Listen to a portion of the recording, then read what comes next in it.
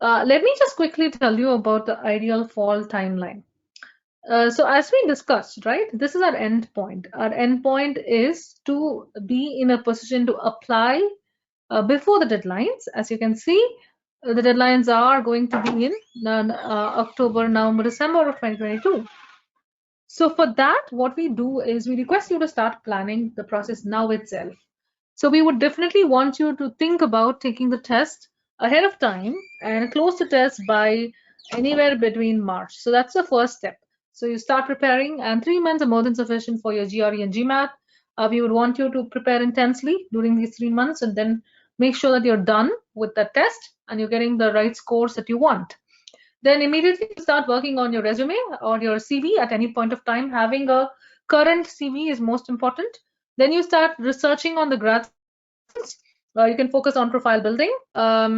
Taking the TOEFL or the IELTS, which is the English proficiency test, that is most popular. So then, of course, you're going to look at working with your recommenders. So you should approach the recommenders as early as July and also start working on the first drafts of your essays that are going to go out. And of course, by this process, you would have shortlisted the schools and started applying for all these programs as well. And finally, submit your applications in time when the application portals are open.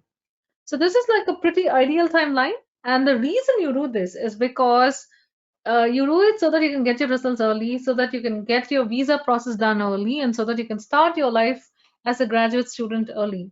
Typically, the visa process itself will take about anywhere between 90 days. And therefore, in order to ensure that you're having enough time between when you know your results and between when the visa processing happens and when you get your visa, and therefore you're ready to fly off, you're doing all these things ahead of time. So what is the key takeaway for you when you look at an ideal timeline for fall is that start as early as you can. The earlier you start, the better it is for you even to think about scholarships and other things, because scholarships are for people who can always work for the better admin.